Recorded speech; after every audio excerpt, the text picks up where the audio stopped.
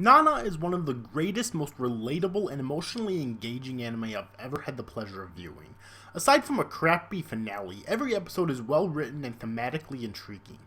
I can't say it's too enjoyable because a lot of it is depressing, but I'm still glad I watched it. In this video I plan on analyzing the two most prominent themes in the crux of Nana's story and explain why they're so important. This is an amazing anime which deserves more recognition than it gets. Before I get started, I wanted to give a shout out to a video made by Under the Scope Reviews, which I'll link in the description box down below. It was made earlier this year after I requested it from him, and I highly recommend it.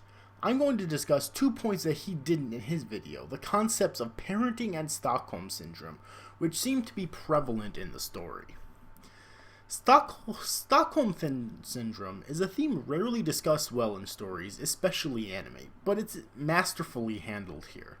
The technical definition of Stockholm Syndrome is a condition that causes hostages to develop a psychological alliance and even dependence with their captors as a survival strategy during captivity. These feelings, resulting from a bond formed between captors and captives during intimate time spent together, are generally considered irrational in light of the danger or risk endured by the victims. Generally speaking, Stockholm Syndrome consists of strong emotional ties that develop between two persons where the one person is brutally harasses, beats, threatens, abuses, or intimidates the other. In Nana, the main heroine wasn't technically a captive, but every other qualification fits perfectly. Nana Komatsu, also known as Hachi, is a recent college graduate who moves to Tokyo in hopes of finding a job. During the series, she's had a slew of several boyfriends, and none of which worked out. At the start, she just broke up from Takashi Asano, a man from Tokyo who cheated on his wife with Nana. Shortly after they broke up, she met Shoji Endo, who cheated on her with a girl named Sachiko Kawamura. After that, she got together with Nobuo Terashima, the lead guitarist of the punk rock band Black Stones, and the same band that her new good friend Nana Osaki is part of. This is the only one of Nana's romances that I felt was truly full of love, and I wanted them to end up together, but sadly it concluded tragically. Then she got together with Takumi Ichinose, the worst character in the series. Let me rephrase that. He's a good character writing-wise, but I don't think anyone would say he's a likable character.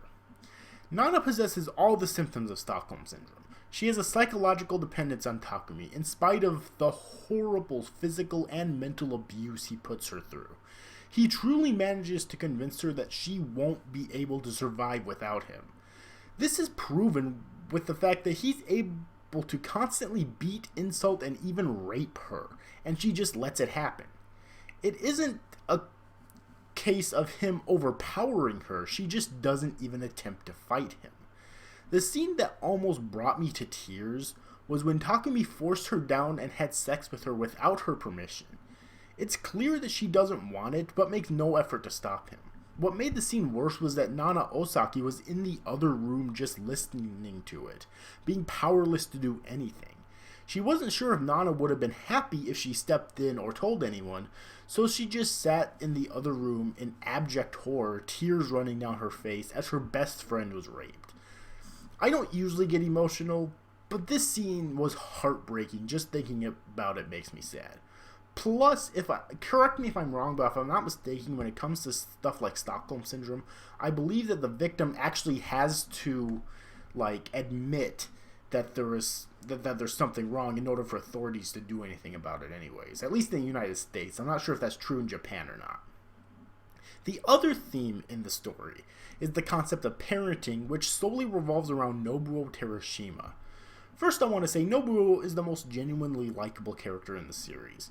His biggest flaw comes from his lack of willingness to sacrifice his dreams for the sake of his child.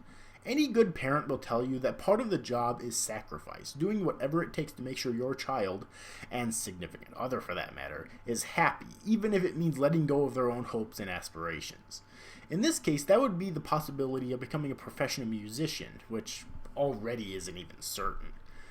The mature thing to do would have been to give up on that, or at least put it on the back seat, and take over his family's business, which they desperately wanted him to do anyways. Because he couldn't do this, that means that he was a bit too immature to be a parent. I wouldn't say he's entirely immature, because he was able to recognize this flaw and use this self-awareness to let Nana go to be with Takumi, who was a professional musician and would easily be able to support both a wife and a child. Granted, he probably would have been more resistant if he knew in detail the horrible abuse that Takumi put her under. That, and the fact that we don't know if Nana's child is Takumi's or Nobuo's, is what made this decision kind of tragic. This is one of the most emotionally engaging anime I've ever watched, and another large reason for that is the music. This is one of the few anime that I decided to buy the soundtrack for because it's just so damn good.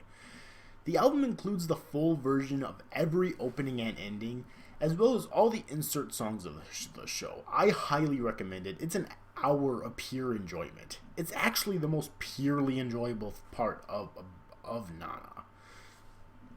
And that does it for me.